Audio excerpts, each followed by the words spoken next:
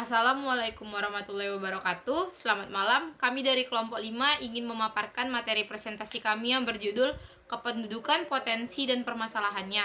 Kelompok kami terdiri dari saya sendiri, Seli Joanna. Selanjutnya ada Jasira. Yang ketiga ada Henisa. Dan yang keempat ada Kurnia Lestari. Isu dasar pertumbuhan penduduk dan kualitas hidup. Jumlah penduduk dunia pada tahun 2009 diperkirakan mencapai 6,8 miliar orang. PBB memproyeksi jumlah penduduk akan mencapai lebih dari 9,2 miliar pada tahun 2050. Penduduk dunia bertambah lebih dari 75 juta orang tiap tahunnya. Hampir semua pertumbuhan penduduk neto ini 97% terjadi di negara-negara berkembang. Dan ada beberapa isu besar berkenaan dengan pertanyaan-pertanyaan sebelumnya. Yang pertama, apakah negara-negara berkembang akan mampu memperbaiki taraf hidup penduduknya dengan tingkat pertumbuhan penduduknya, baik sekarang maupun proyeksi untuk masa mendatang? Sejauh mana peningkatan penduduk yang cepat akan mempersulit upaya menyediakan pelayanan sosial penting yang mencakup perumahan, transportasi, sanitasi, dan keamanan? Isu yang kedua, bagaimana negara-negara berkembang mampu menanggulangi penambahan jumlah tenaga kerja yang sedemikian cepat dalam beberapa dasawarsa mendatang? Apakah akan tersedia banyak kesempatan kerja, atau malah sebaliknya tingkat pengangguran melambung tinggi? Isu yang ketiga, apa saja implikasi tingkat pertumbuhan yang lebih tinggi terhadap peluang orang-orang miskin dunia untuk mengatasi penderitaan yang mereka alami dalam kemiskinan absolut? Apakah pasokan dan distribusi makanan dunia tidak hanya akan mencukupi kebutuhan jumlah penduduk yang diperkirakan semakin bertambah banyak dalam dasawarsa mendatang, tetapi juga memperbaiki tingkat asupan nutrisi yang sesuai dengan kadar yang dibutuhkan manusia? Pertumbuhan penduduk terhadap kualitas hidup di Indonesia. Indonesia diprediksi akan memasuki fenomena bonus demografi pada tahun 2030. Bonus demografi merupakan peningkatan jumlah penduduk usia produktif secara signifikan. Hal ini terjadi karena keberhasilan program keluarga berencana atau KB. Terdapat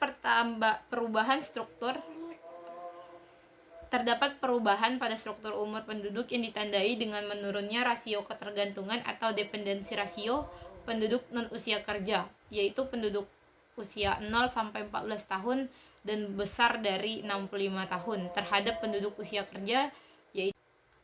Terdapat dua pandangan terhadap hubungan penduduk dan pertumbuhan ekonomi, yaitu pandangan pesimis dan pandangan optimis. Penduduk pesimis ialah sebuah pandangan populer yang dibawa dari pemikiran ahli ekonomi bernama Malthus, yang memiliki kepercayaan bahwa pertumbuhan penduduk yang cepat bermasalah karena cenderung membanjiri setiap respon yang disebabkan oleh kemajuan teknologi dan akumulasi modal. Sedangkan penduduk optimis adalah pandangan yang percaya bahwa pertumbuhan penduduk yang cepat memungkinkan adanya skala ekonomi yang akan diambil dan dapat mempromosikan. Transisi demografi adalah model yang digunakan untuk menggambarkan perubahan angka kelahiran, kematian, dan populasi suatu daerah seiring dengan waktu. Model ini dibuat dengan mengolah data kependudukan dari negara-negara Amerika Utara dan Eropa yang sudah terindustrialisasi.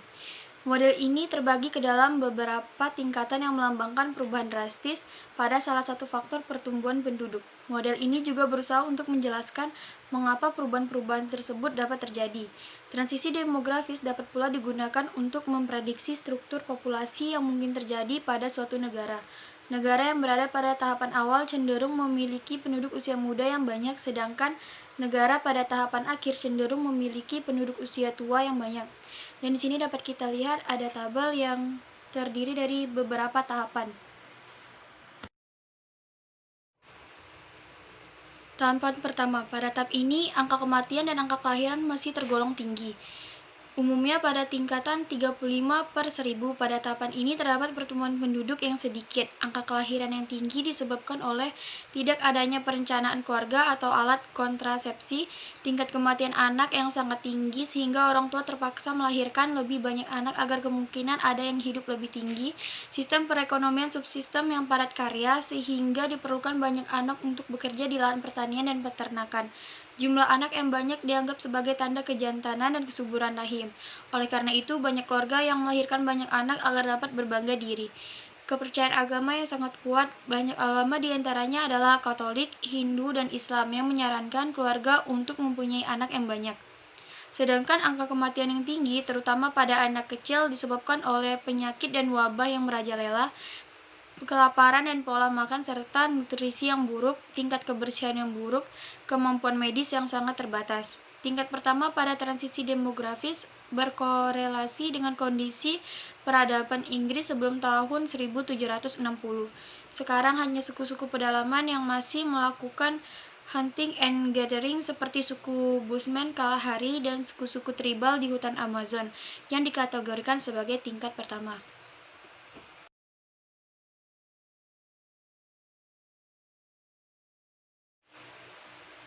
Tahapan kedua, pada tingkat kedua, angka kelahiran tetap tinggi namun angka kematian menurun secara drastis, hingga ke angka sekitar 20 per 1000. Pada tahap ini terjadi pertumbuhan populasi yang sangat tinggi.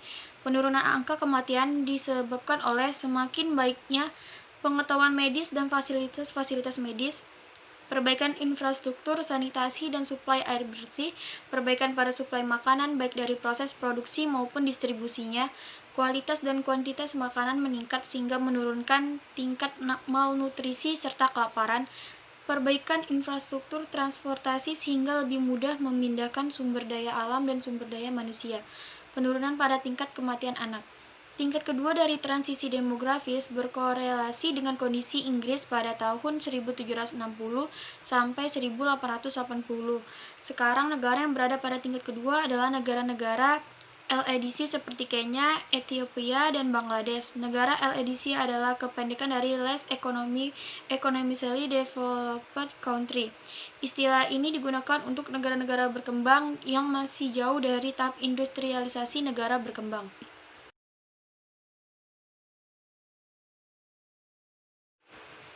Tahapan ketiga, pada tingkat ketiga transisi demografi, angka kelahiran mulai menurun secara drastis dan angka kematian kembali menurun, namun secara perlahan. Angka kelahiran kira-kira akan mencapai 20 per 1000, sedangkan angka kematian mencapai 15 per 1000, sehingga terjadi pertumbuhan populasi secara perlahan. Namun, karena jumlah populasi sudah sangat banyak, meskipun pertumbuhan perlahan, jumlah anak yang lahir sudah sangat banyak.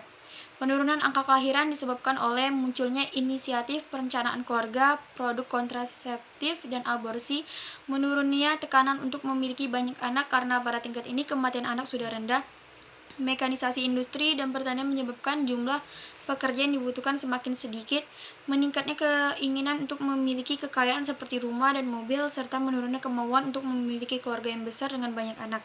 Insentif yang semakin banyak untuk memiliki keluarga yang kecil. Insentif dapat disengaja oleh pemerintah ataupun tidak disengaja oleh kondisi ekonomi dan faktor sosial.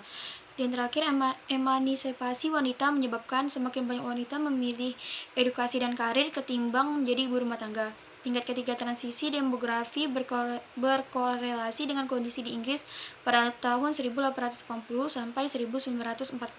Sekarang negara-negara yang dikategorikan masuk ke dalam tingkat ketiga adalah negara emerging countries atau negara berkembang yang sudah cukup maju dan memiliki pertumbuhan ekonomi serta teknologi tinggi. Contoh negara-negara ini adalah China, Brazil, dan India.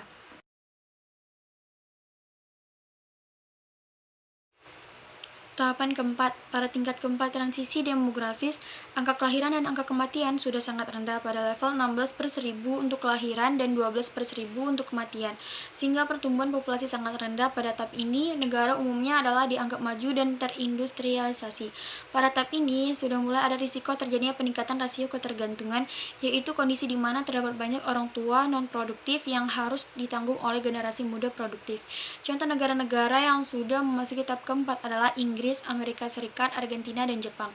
Seperti semua model prediktif, model transisi demografi memiliki banyak keterbatasan. Keterbatasan itu antara lain adalah gagal dalam memprediksi tahap kelima di mana angka kelahiran lebih sedikit dibandingkan dengan angka kematian, model yang dianggap terlalu eurosentris karena menganggap bahwa semua negara akan melalui tahapan-tahapan tersebut jika memilih data yang sudah ada. Kecil kemungkinan negara-negara miskin di Afrika dapat melewati tahap industrialisasi ekonomi. Tidak semua perubahan kematian secara Tidak semua perubahan kematian dan kelahiran sedrastis yang digambarkan pada model ini. Banyak negara yang pada tahap kedua tidak mengalami penurunan kematian secara drastis karena mereka tidak mampu membuat fasilitas kesehatan dan membeli obat. Selain itu, banyak juga negara yang tidak mengalami penurunan kelahiran secara drastis pada tingkat 3 karena faktor agama yang kuat seperti di Brasil.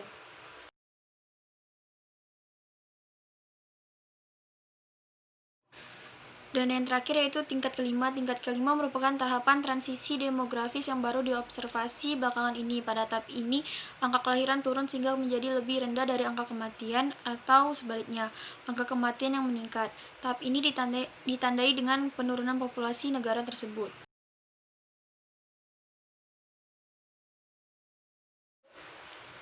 Kontroversi teori Malthus. Orang yang pertama-tama mengemukakan teori mengenai penduduk adalah Thomas Robert Malthus yang hidup pada tahun 1776 sampai 1824. Kemudian timbul bermacam-macam pandangan sebagai perbaikan teori Malthus. Dalam edisi pertamanya, Essay on Population tahun 1798, Malthus mengemukakan dua pokok pendapatnya, yaitu yang pertama, bahan makanan adalah penting untuk kehidupan manusia, dan yang kedua, nafsu manusia tak dapat ditahan. Malthus juga mengatakan bahwa pertumbuhan penduduk jauh lebih cepat dari bahan makanan. Akibatnya, pada suatu saat akan terjadi perbedaan yang besar antara penduduk dan kebutuhan hidup. Dalil yang dikemukakan Malthus yaitu bahwa jumlah penduduk cenderung untuk meningkat secara geometris atau deret ukur, sedangkan kebutuhan hidup real dapat meningkat secara aritmatik atau deret hitung. Wesley. Selanjutnya ada konsekuensi pertumbuhan penduduk yang tinggi. Pertumbuhan penduduk yang tinggi sebenarnya membawa beberapa keuntungan, di antaranya adalah ketersediaan tenaga kerja yang melimpah. Namun, jika pertumbuhan penduduk yang tinggi tidak dibarengi oleh kebijakan pemerintah yang baik dalam menghadapi masalah ini, maka pertumbuhan penduduk yang tinggi hanya akan membawa dampak yang buruk bagi suatu negara. Adapun dampak negatif yang ditimbulkan dari pertumbuhan penduduk yang tinggi adalah dari segi sosial ekonomi. Jumlah penduduk yang tinggi yang tidak dibarengi dengan lapangan kerja yang cukup hanya akan menimbulkan masalah kriminalitas. Orang yang tidak mempunyai pekerjaan bisa saja beralih menjadi kriminal. Sebagai contoh, di kota-kota besar, banyak orang yang tidak mendapatkan pekerjaan yang mencukupi kebutuhannya.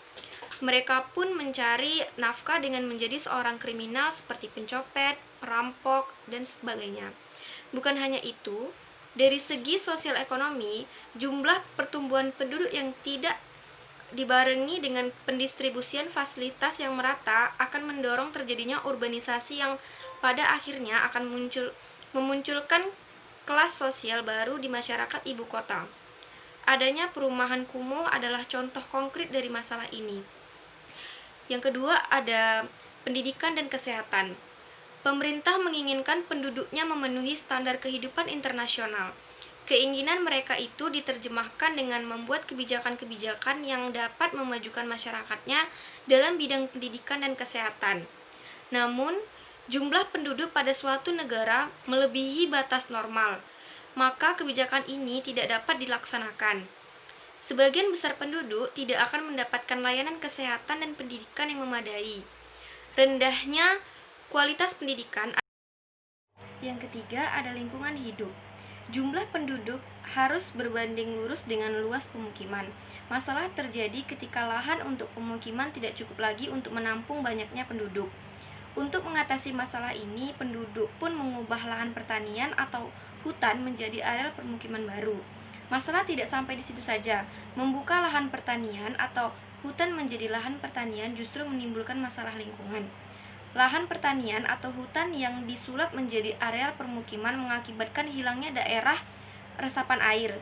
Sebab lahan yang semula jadi resapan air kini dipoles dengan semen dan beton, sehingga air tidak dapat meresap, banjir pun tidak terhindarkan. Selain itu, ketika membuka hutan menjadi areal permukiman, penduduk biasanya membakar hutan tersebut. Sebagai akibatnya, timbullah polusi udara yang disebabkan oleh hutan yang terbakar. Hal ini tidak hanya menjadi masalah domestik bagi suatu negara, tetapi juga menjadi masalah bagi negara lain, sebab akibat dari tindakan ini juga dirasakan oleh negara lain. Lalu ada masalah pengangguran. Mempengaruhi tingkat pengangguran. Tingkat pengangguran pada dasarnya adalah merupakan perbandingan antara jumlah angkatan kerja yang tidak bekerja dengan kesempatan kerja yang tersedia. Hal ini sesuai dengan apa yang dinyatakan oleh Simanjuntak. Tingkat pengangguran adalah perbandingan jumlah penganggur dengan jumlah angkatan kerja yang dinyatakan dengan persen. Ada beberapa hal yang secara umum dapat menyebabkan tingkat pengangguran di suatu tempat. Faktor-faktor tersebut antara lain adalah pertambahan penduduk, laju dan arah investasi, sumber daya manusia, dan urbanisasi. Pengangguran merupakan masalah pokok dalam suatu masyarakat. Jika tingkat pengangguran tinggi, maka sumber daya terbuang percuma dan tingkat pendapatan masyarakat akan merosot.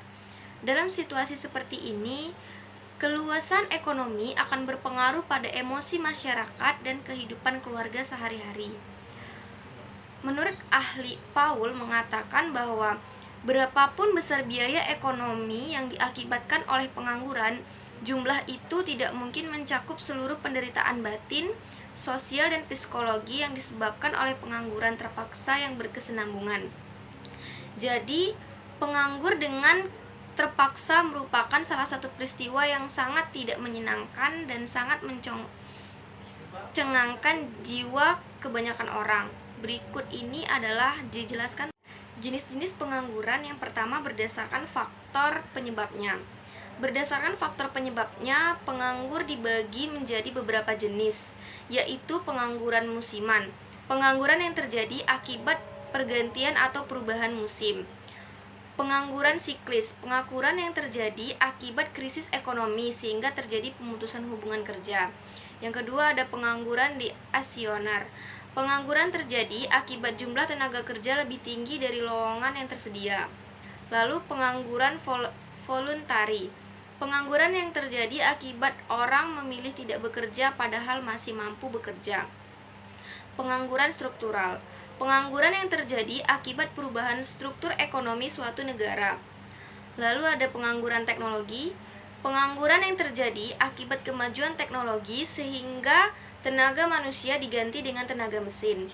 Lalu yang terakhir ada pengangguran friksioner. Pengangguran terjadi akibat perbedaan permintaan berdasarkan lama waktu bekerja. Pengangguran juga bisa dibagi berdasarkan lama waktu bekerja, yakni yang pertama ada pengangguran terbuka atau open unemployment. Pengangguran terbuka ialah situasi di mana orang sama sekali tidak bekerja dan tidak berusaha mencari pekerjaan. Pengangguran terbuka biasanya disebabkan oleh ketidaksediaan lapangan kerja, ketidakcocokan antara kesepakatan kerja dan latar belakang pendidikan, dan tidak mau bekerja. Untuk menghitung tingkat pengangguran terbuka dapat dilakukan dengan rumus tingkat pengangguran terbuka sama dengan jumlah pengangguran terbuka per angkatan kerja dikali 100. Lalu ada setengah menganggur atau underemployment. Setengah menganggur ialah situasi di mana orang bekerja tetapi tenaganya kurang termanfaatkan diukur dari curahan jam kerja, produktivitas kerja, dan penghasilan yang diperoleh. Sebagai contoh, orang yang bekerja sebagai tenaga kerja lepas atau freelance di mana tidak ada kepastian mengerjakan pada waktu tertentu. Untuk menghitung besar tingkat setengah menganggur dapat dilakukan dengan rumus tingkat setengah menganggur sama dengan bekerja kurang dari 35 jam per minggu. Pengangguran terselubung atau discrete unemployment. Pengangguran terselubung terjadi karena tenaga kerja tidak bekerja secara optimal. Kondisi ini disebabkan adanya ketidaksesuaian antara pekerjaan dengan bakat dan kemampuan dari tenaga kerja. Dampak ketidakcocokan ini tentu akan berpengaruh pada produktivitas kerja dan penghasilan yang rendah. Sebagai contoh, seorang lulusan D3 keperawatan bekerja sebagai sekretaris pada suatu perusahaan. Dia tidak bisa menjalankan fungsi kesekretariatan dengan baik sehingga menghambat proses kerja yang ada. Tingkat pengangguran. Tingkat pengangguran ialah perbandingan antara jumlah penganggur dan jumlah angkatan kerja dalam kurun waktu tertentu yang dinyatakan dalam bentuk persentase. Apabila peningkatan jumlah angkatan kerja di suatu negara tidak diimbangi dengan peningkatan daya serap lapangan kerja, tingkat pengangguran di negara tersebut tergolong tinggi. Sebaliknya, apabila peningkatan jumlah angkatan kerja diimbangi dengan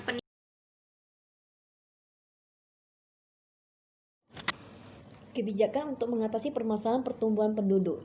A. Kebijakan pemerintah, yaitu yang pertama mencanangkan program KB atau sering disebut dengan keluarga berencana. Melalui pendekatan pendidikan dan mengenalkan berbagai alat kontrasepsi pada usia subur, pemerintah mengusahakan agar menekan pertumbuhan penduduk yang sangat cepat. Yang kedua, undang-undang perkawinan. Pemerintah membuat undang-undang tersebut untuk mengatur usia minimal seseorang untuk menikah. Yang ketiga, pembatasan pemberian tunjangan.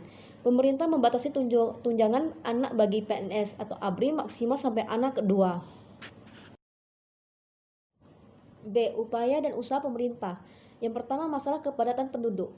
Pemerintah mengatasinya dengan cara yang pertama, program transmigrasi dan pembangunan fokus di wilayah timur. Yang kedua, tingkat kesehatan rendah. Pemerintah mengatasi dengan cara yang pertama, pembangunan fasilitas kesehatan seperti puskesmas dan rumah sakit umum dan pelayanan kesehatan gratis seperti Jamkesmas maupun Jamskesda. Yang ketiga, tingkat pendidikan rendah. Pemerintah mengatasinya dengan cara yang pertama, penyediaan fasilitas pendidikan yang lebih lengkap dan merata di semua daerah di Indonesia. Yang kedua, penciptaan kurikulum pendidikan yang sesuai dengan kebutuhan pasar tenaga kerja. Yang ketiga, peningkatan kualitas tenaga pengajar seperti guru dan dosen di lembaga pendidikan milik Indonesia. Yang keempat, penyediaan program pelatihan bagi para pengajar dan pencari kerja.